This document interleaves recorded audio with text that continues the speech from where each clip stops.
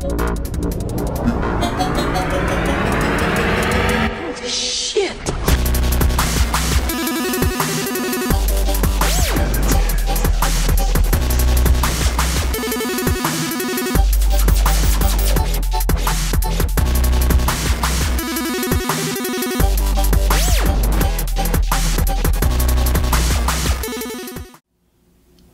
As far back as I can remember, I've always loved to pretend to be somebody else.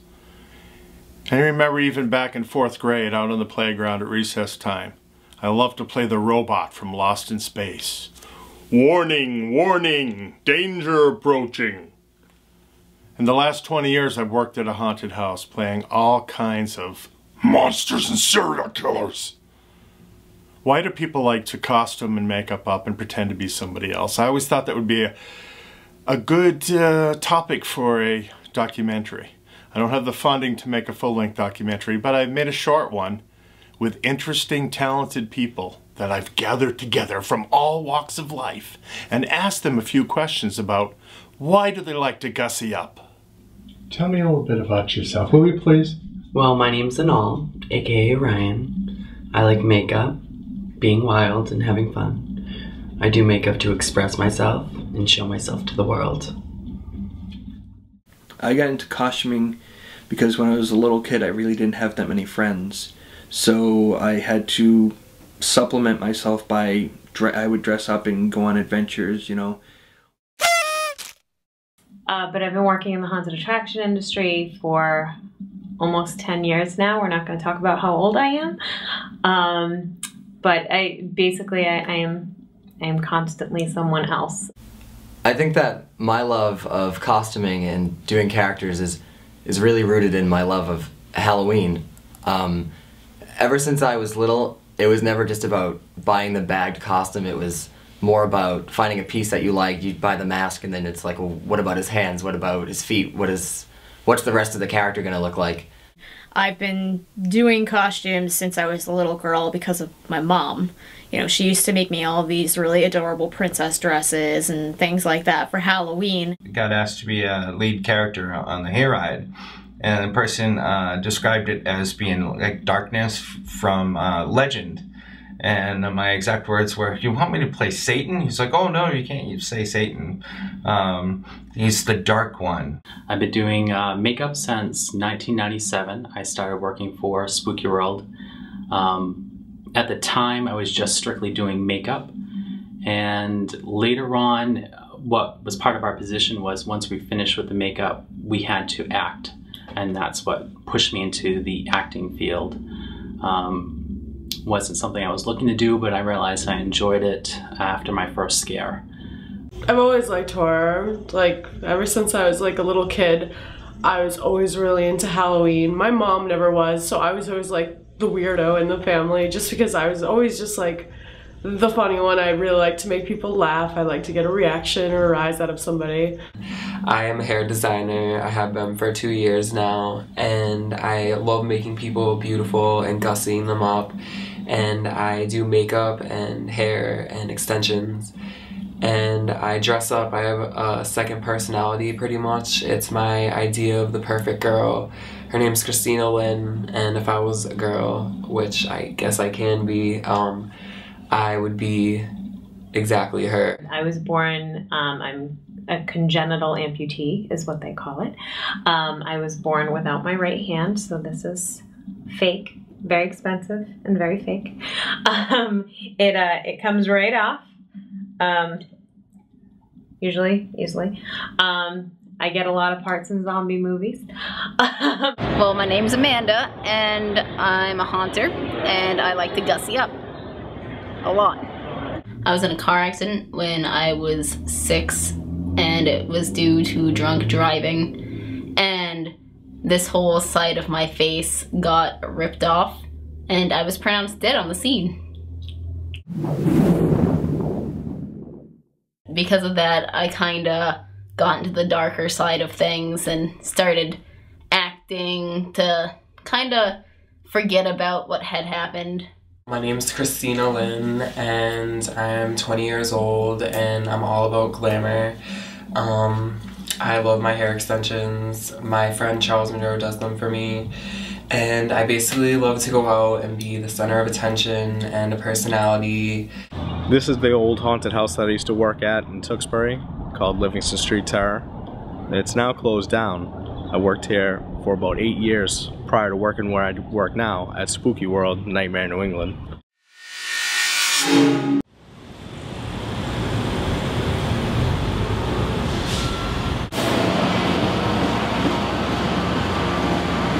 I've been a student at Lesley University for the past year and a half. And I'm also in a wheelchair. And I've been acting in a wheelchair for 14 years and recently turned 21. I enjoy costuming and makeup. I don't know why I've always been drawn to it, but it's just something that's always been a part of me, one way or another.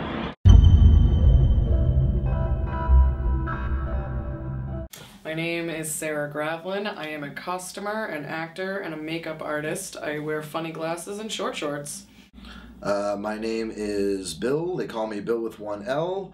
I am your classic comic book nerd, gamer, musician, and part-time costume wearer and haunted house actor.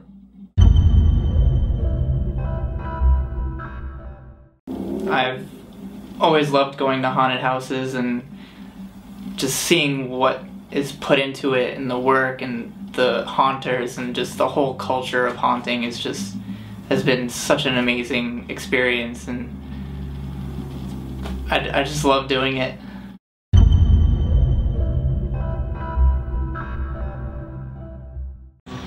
My name is Adrian and I make fantasy cinematic grade armor from movies and video games like Clone Troopers and Stormtroopers, dressed as a vampire from the German goth industrial scene, pretty much every day. That's what I love doing. I'm an aspiring special effects artist. I worked my first year haunt acting ever in 2010. LaFonda, girl, yeah, you need to get down here ASAP. We got some motherfuckers trying to beat my ass. Alright, girl. Alright, bye. You're in big trouble.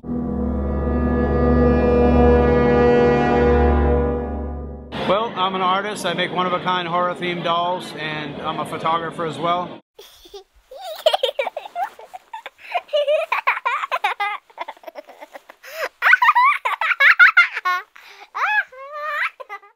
And I am an actor at Spooky World, Nightmare in New England for the month of October.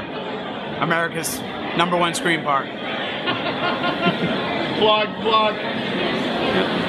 Okay, who or what inspired you to do what you're doing now? RuPaul.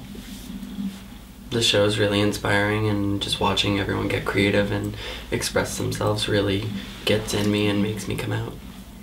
So do you like to be on the show?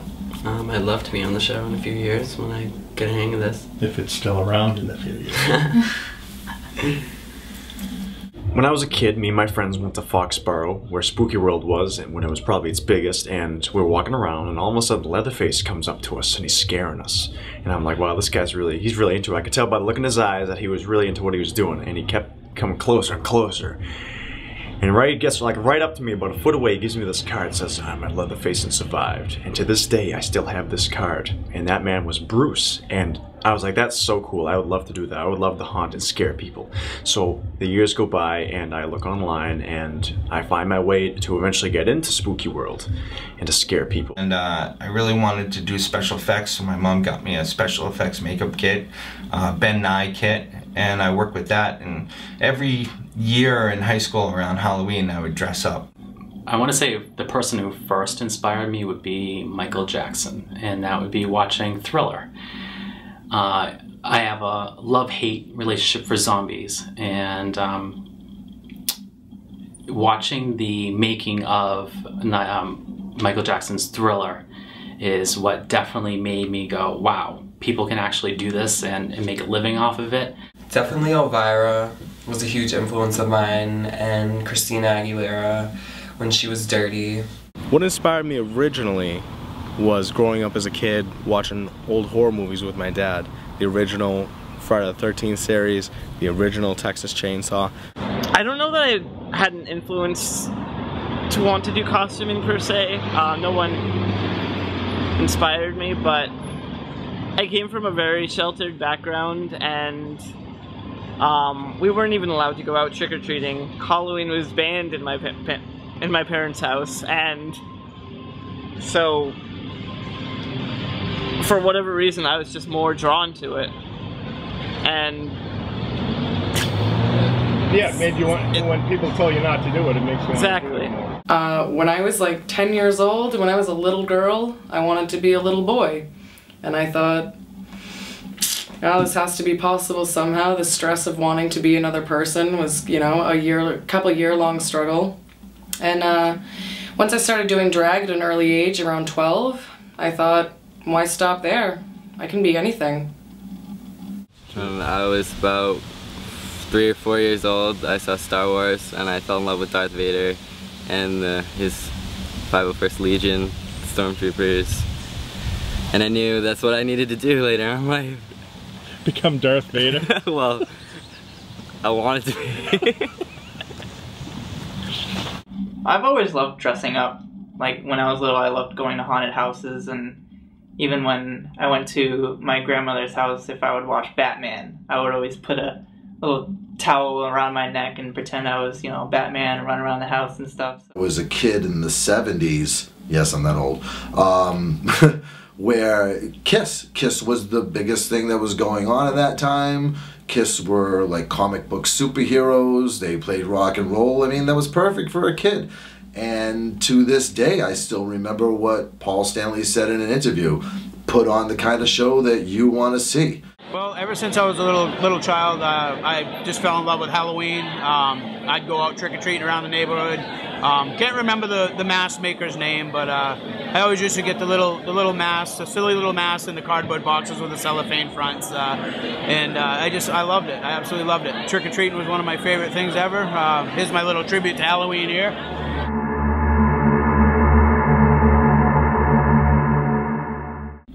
An inspiration for me would have to be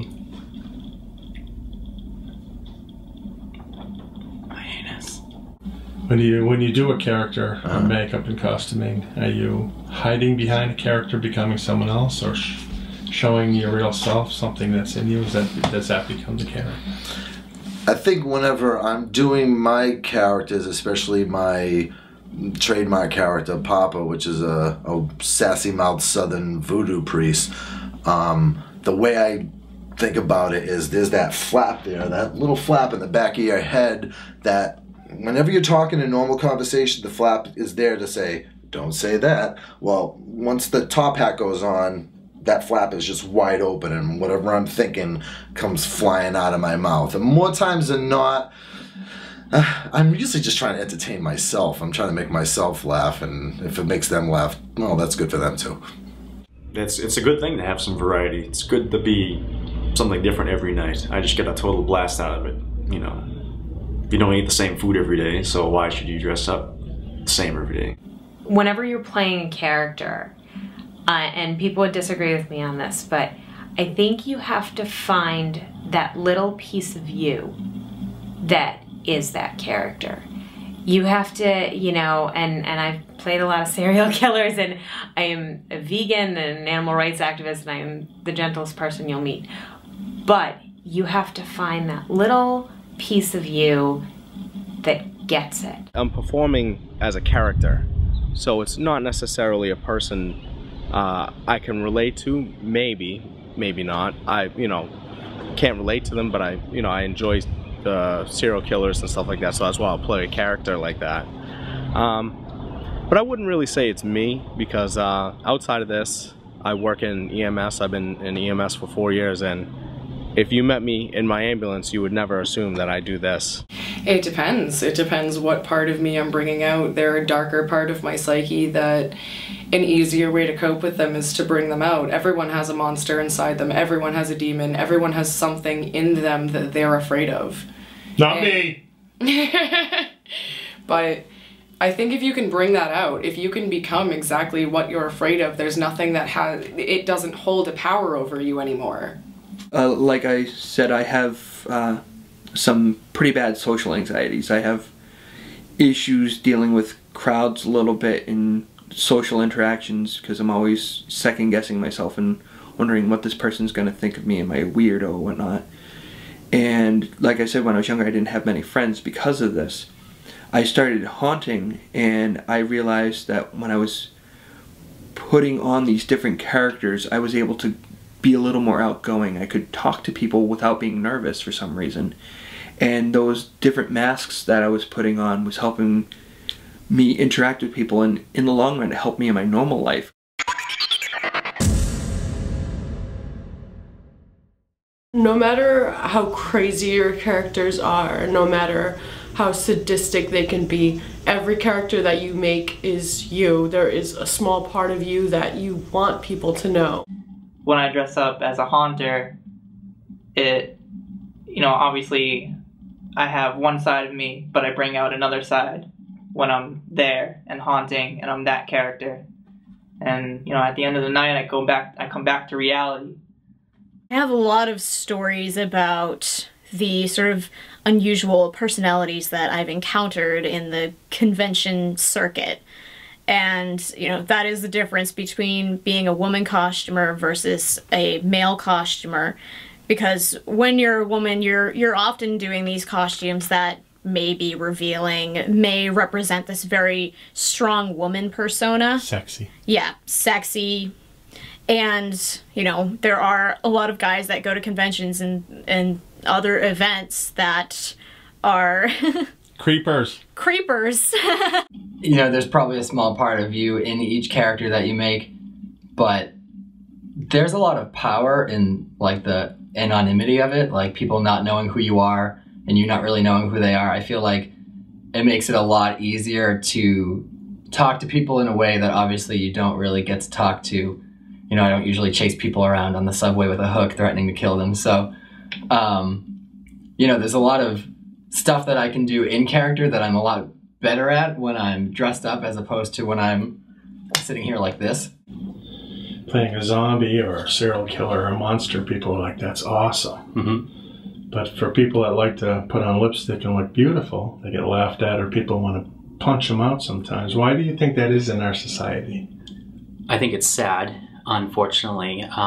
There is nothing different between what we're doing. If you take out the venue and strip away everything, we're still getting into makeup. It doesn't matter if it's somebody who's dressing up as a performer to sing a song and entertain the crowd, or if it's somebody who's dressing up into horror makeup to scare the crowd. We're still doing the same thing when it comes down to it. It depends who you're talking to, because someone might be scared of clowns, but not scared of a gay person or someone dressed up like a woman. And I think that's what it comes down to, is people's homophobia. So what if someone gives you shit? I just hold my own. I just be like, fuck you. I don't care. I'm hot, sorry. You're probably ugly. Seriously. Let me help you out. I don't know. It's really becoming lesser the part, and these people are able to come out and actually be themselves. So before, you used to never see stuff like that, but now people are coming out and dressing how they want to dress and being with people who they want to be with. Before, it was all hidden. I don't remember who said it first, but people are afraid of what they don't understand.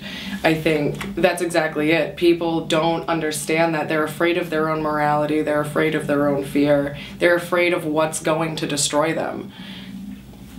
I think it's easier for people to laugh at what they're afraid of as a coping mechanism because they haven't seen it before, and they're afraid of getting that deep and admitting maybe they have that part of them too. I feel like drag is taboo because I feel like it's a threat to a lot of people's masculinity and culture, and it's the opposite for me because I'm trans myself, but I spent most of my life covering who I was in the past, and now I can be myself without makeup or with makeup. Why is violence more acceptable in our society than love? that probably goes back a long way. I don't want to be sexist here, but maybe it's kind of like a male dominance thing. Like, you know, as a male, you're supposed to be the dominant sex, and when you're dressing up as a female, I guess they kind of question maybe it's a sign of weakness.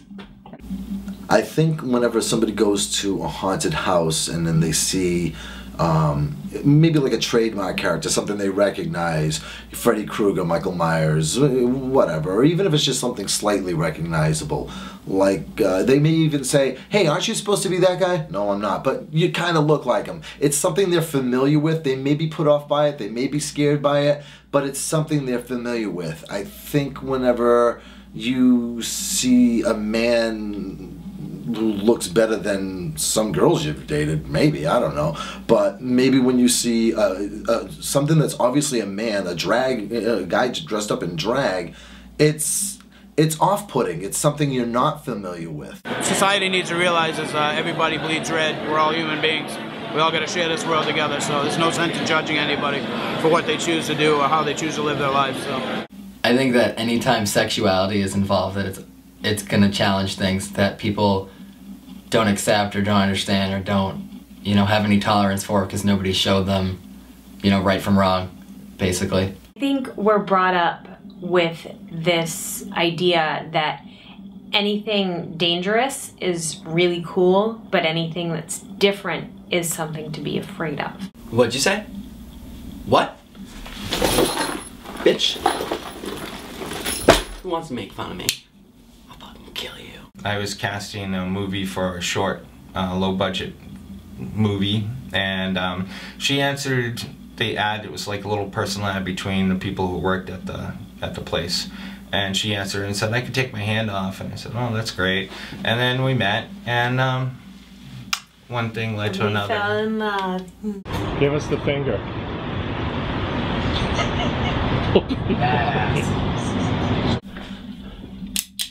How do I do this again? I forget.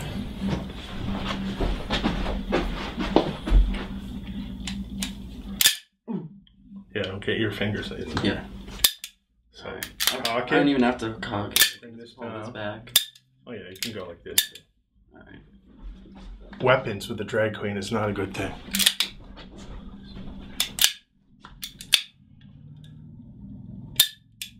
Bitch, what'd you say?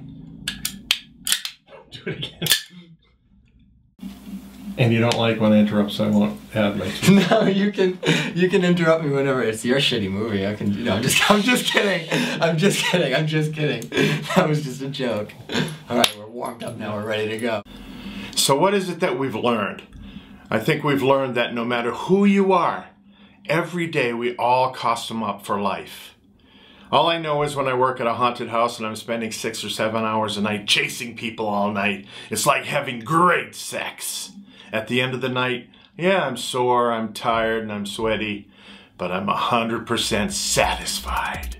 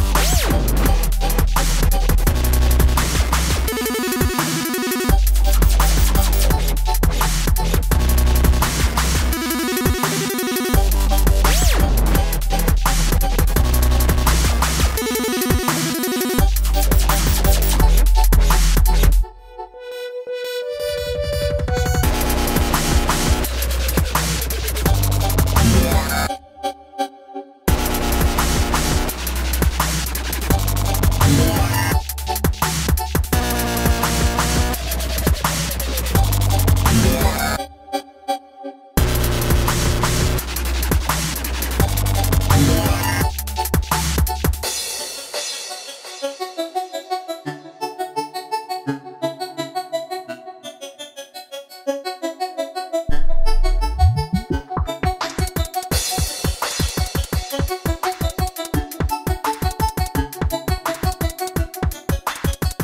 you.